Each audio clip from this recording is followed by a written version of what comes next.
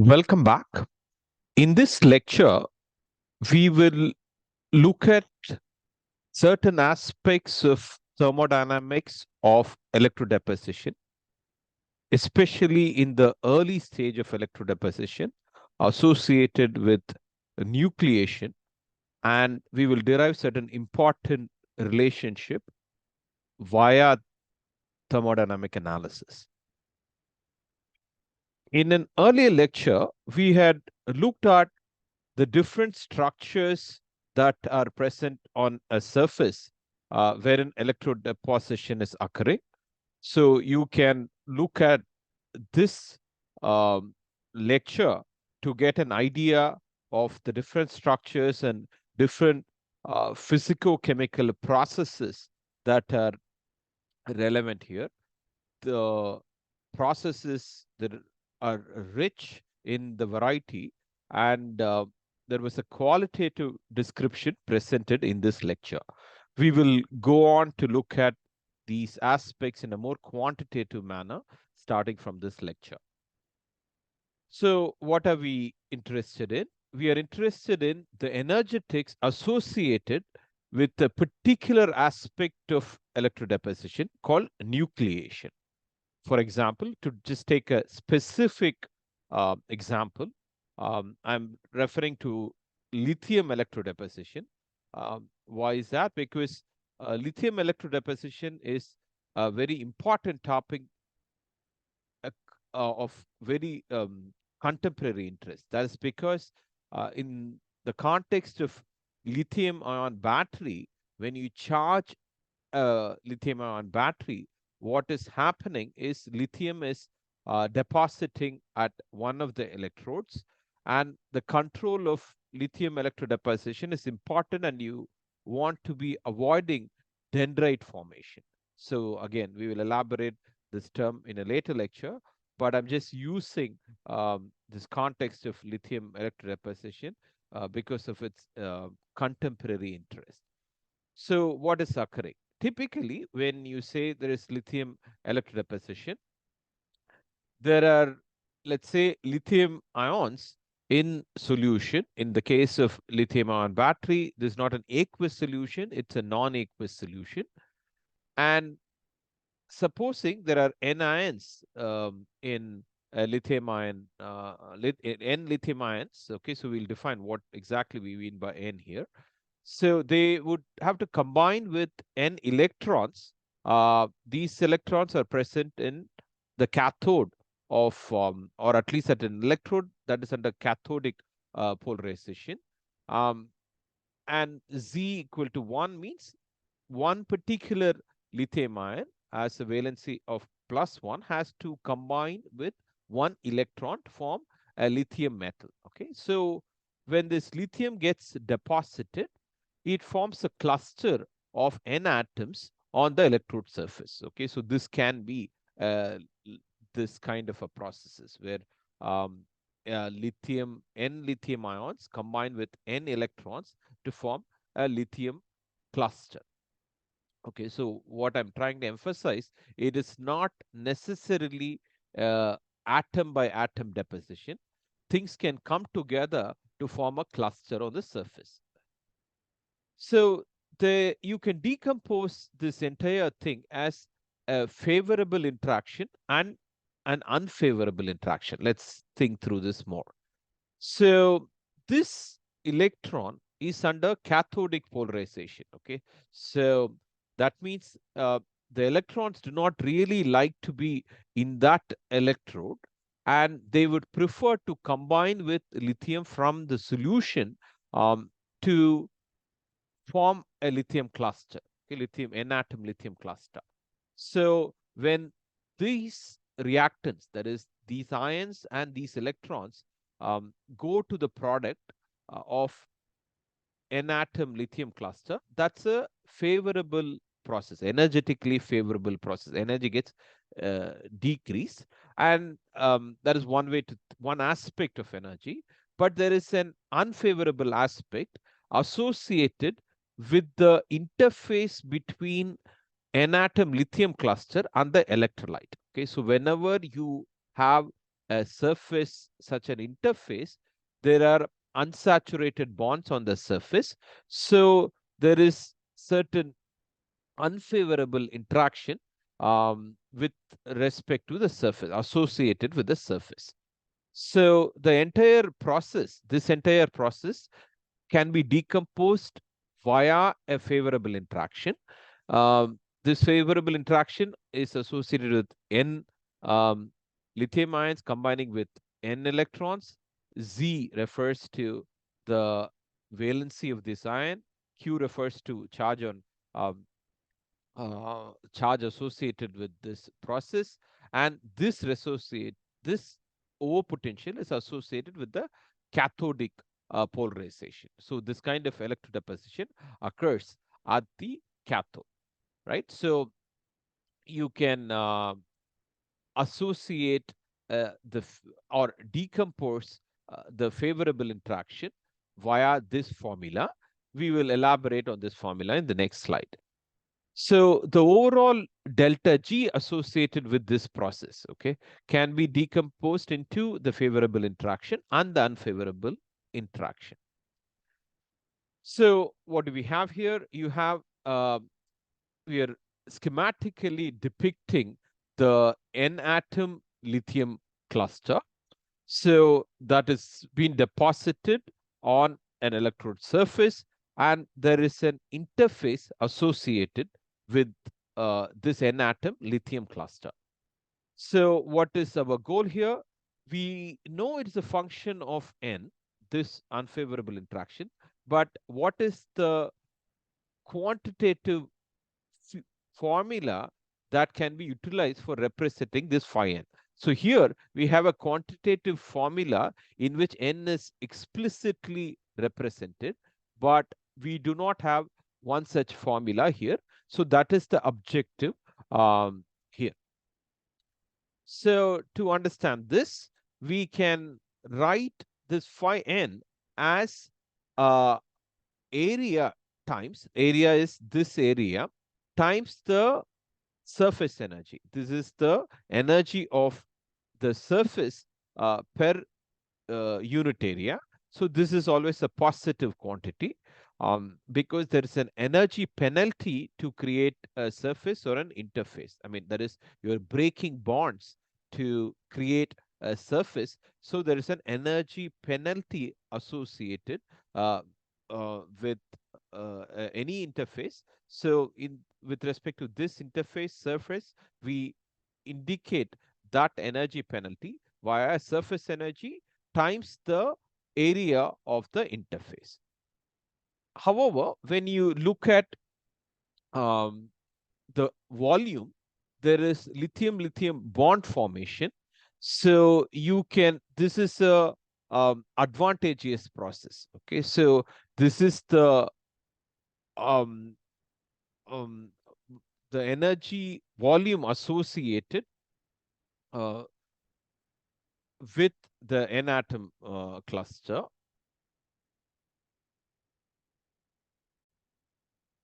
So Vm is the volume associated with one atom in the bulk.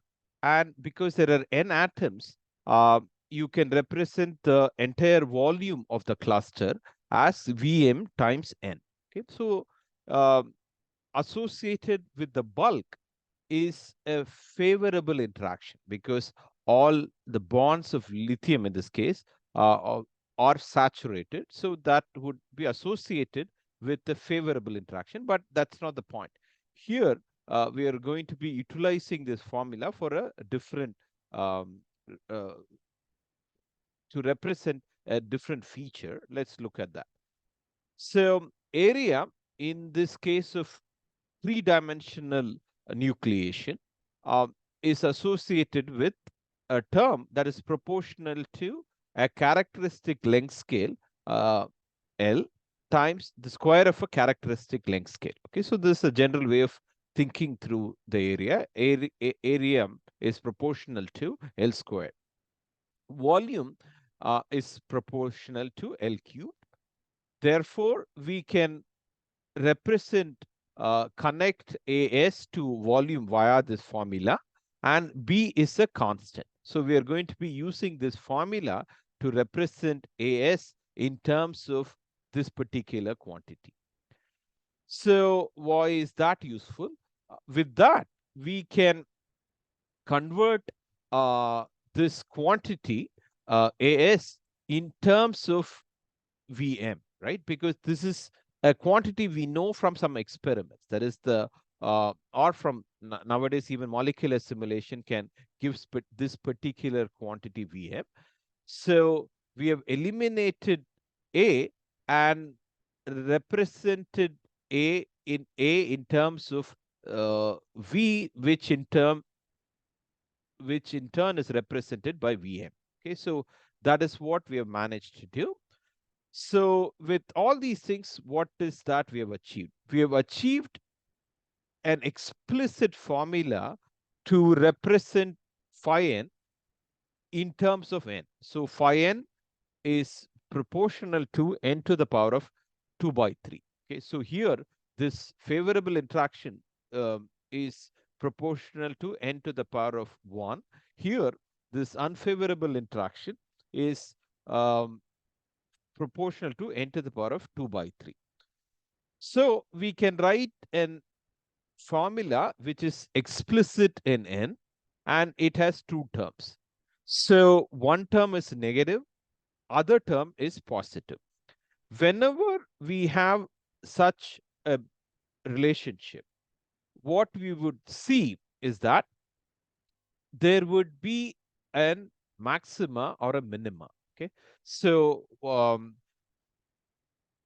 whenever you see a maxima and minima in most of the physicochemical processes, you should try to decompose that curve into two curves. One curve will be monotonously increasing, another curve will be monotonously decreasing. When they intersect, you would see a maxima or minima. That is what we will try to illustrate here. So the way to think about this is one term will dominate when n is very small, and the other term will dominate when n is very large. Okay, so when n is that's the way to think about the competition between these two terms. So what we are doing is that in this via a simulation, or um, you can get such a thing if you make some accurate measurements. You are just plotting this formula, and this formula as a function of eta s is represented here. So we'll first look at this particular curve. So what do we see? We see that when I plot Gibbs free energy, this particular term along the y-axis, as a function of number of atoms, right? So because we have represented this using n, I can plot this formula. What I see is that there is a maxima. So this is what I was trying to say. Whenever there was a term associated, whenever there are two terms, one varies in a particular way that will dominate under large n, and another will dominate under small n. All right. So you will get a maxima in this case. So this maxima for this particular function is approximately, let's say, at n equal to 10. So this particular value of n equal to 10 has a particular name that is referred to as this particular structure. This cluster having n atoms is referred to as a critical nuclei. So why is that? What is so critical about it? So below the critical nucleus, that is before an n atom 10 atom cluster is being formed, to go from, let's say, n equal to 2 to 10, okay, 2, 3, 4, 5, 6, 7, 8, 9, 10, this is an unfavorable process, right? Your delta, this particular quantity increases when you go in this direction. Okay, so when the cluster is growing, the delta G increases. As opposed to that, once you have crossed this critical nuclei, the this particular quantity is always favorable. Okay, so this is always negative, but here, if you, as you can see, okay, here it is a positive quantity. Not only it's a that is delta Gn is a positive quantity. This tends to increase, but as opposed to uh, this regime, once you have crossed this regime, this delta Gn always decreases. So it is uphill here, it is downhill in this regime. So there is a clear demarcation which is indicated by this particular term called critical nuclei. So once you have crossed this critical nuclei, the probability of growth is greater than the probability of decay. What do I mean by that? So if you're somewhere here, if you want to decrease your free energy, it's better to dissolve that nucleus. That particular cluster will just dissolve into the solution instead of trying to grow.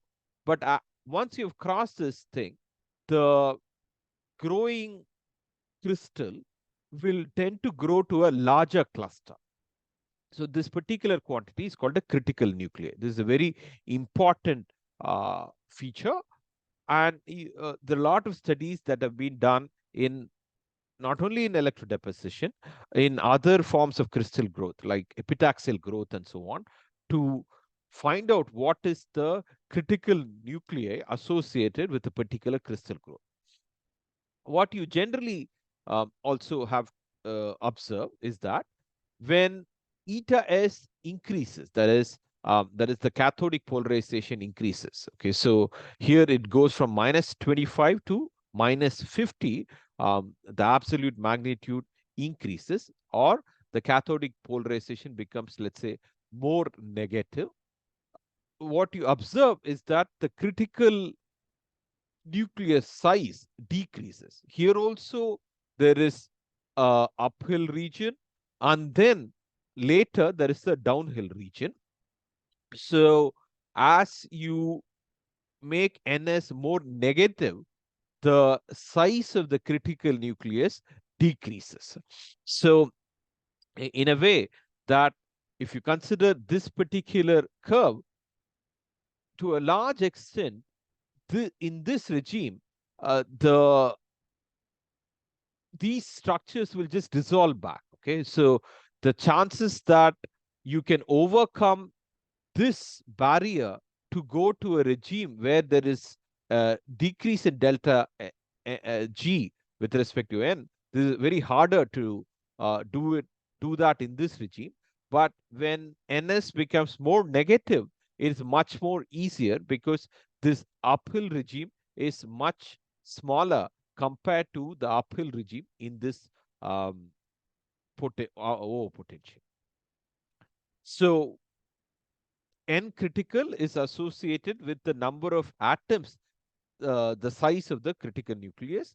N critical decreases with increased cathodic potential. That is, when NS becomes more negative, N critical decreases.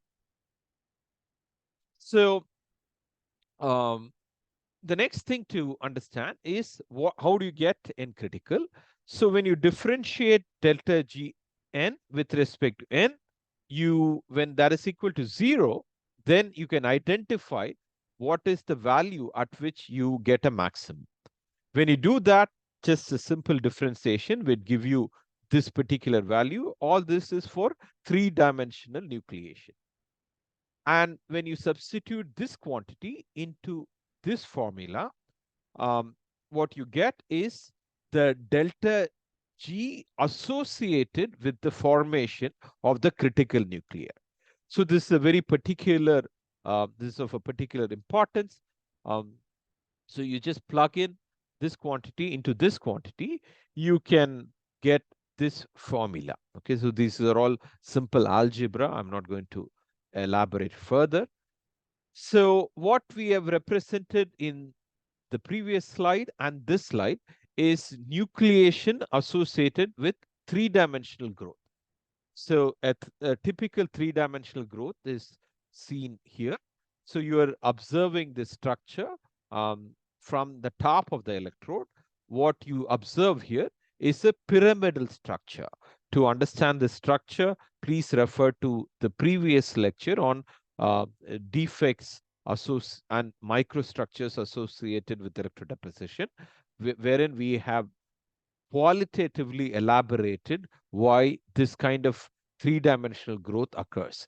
As opposed to this, in the early stages of electrodeposition or early stages of crystal growth, the, the growth is two-dimensional in nature, right? What are we trying to say? Supposing you have formed a structure, the crystal growth grows laterally. That is, atoms are associated on the adjacent side of this growing cluster. There is no attachment of the cluster on top of this cluster. When that happens, when the atoms get deposited on top of this cluster, we are referring to that growth as three-dimensional in nature. But as opposed to that, you observe here the growth is two-dimensional in nature. You can also, like the way we analyze in the case of three-dimensional growth, we can also analyze the thermodynamics associated with 2D growth. We want to again identify what is the features associated with two-dimensional growth. So this can also be quantitatively analyzed in a manner very similar to the way we thought through three-dimensional growth. Here, with the reduction in dimensionality, the formula are slightly different.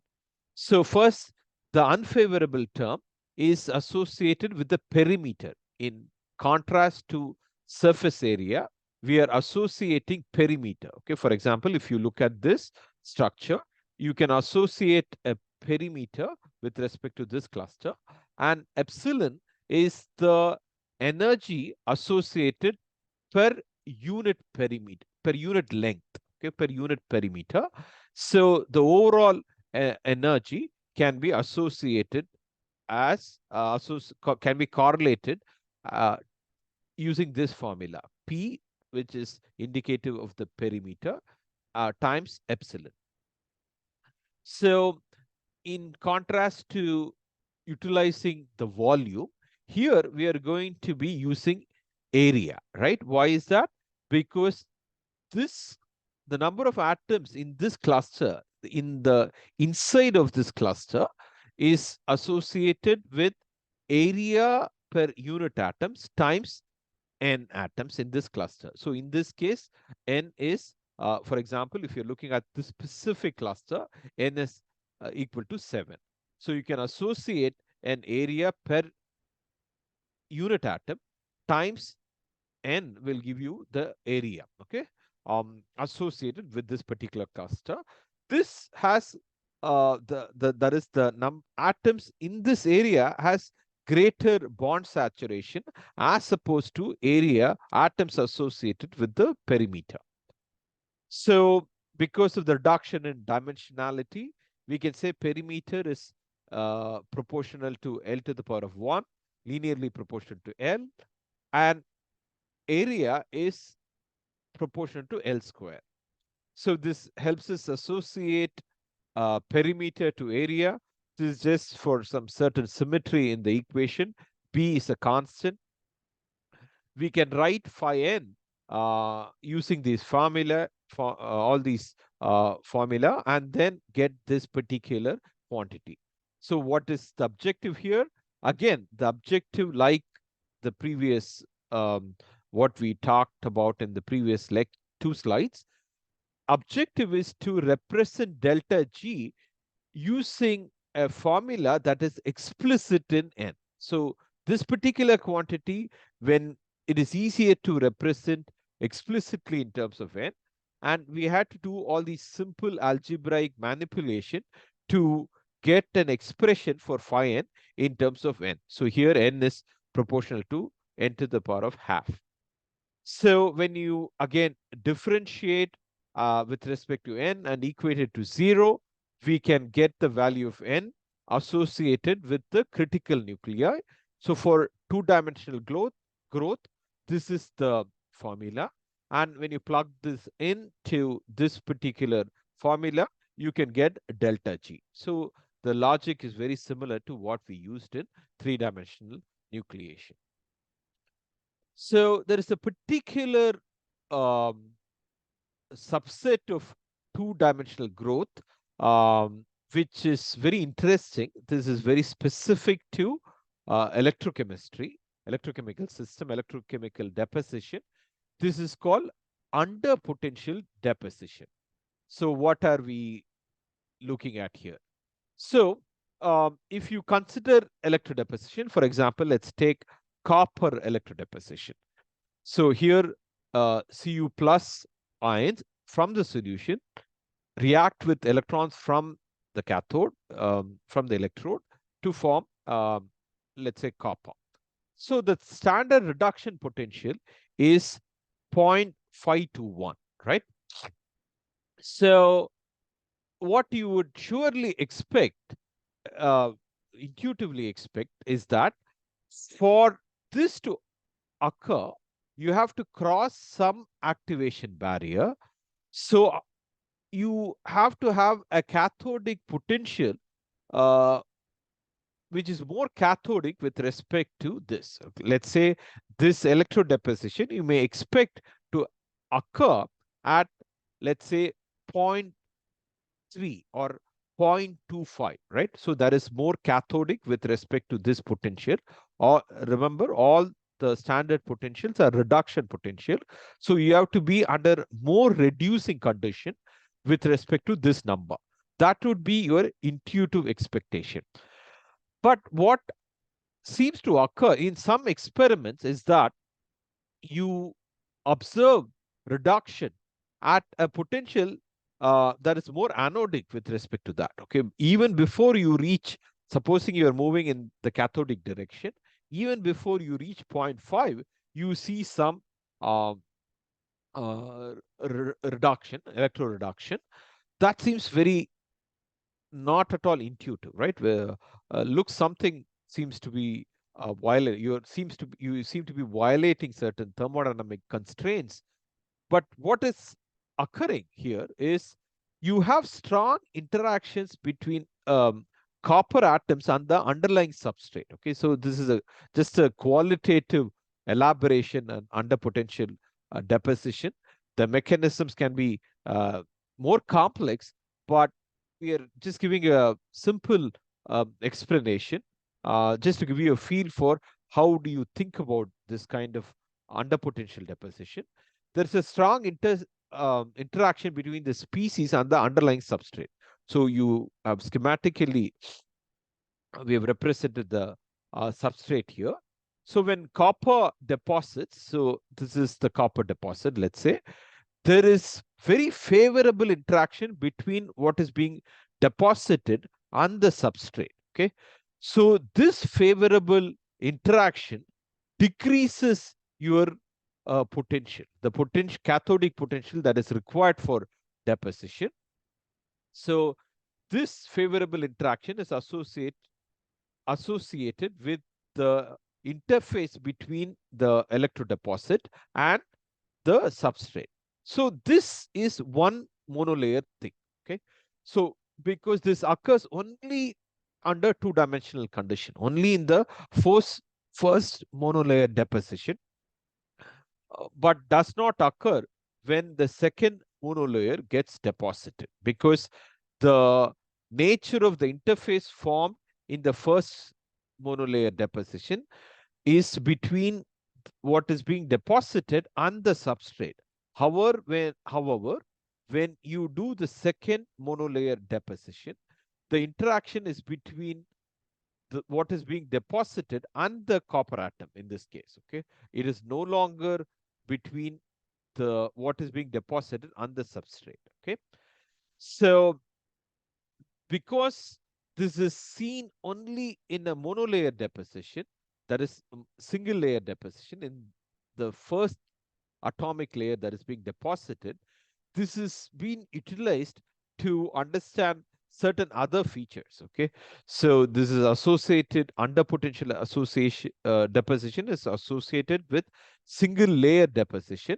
It also helps you to get an idea of molecular surface area, okay, of the substrate and so on. So I don't want to elaborate on this further, but this is a very interesting aspect of electrodeposition. So I want to just introduce this area of underpotential deposition. In the next lecture, we will look into certain other aspects of associated with the nucleation rates. Thank you.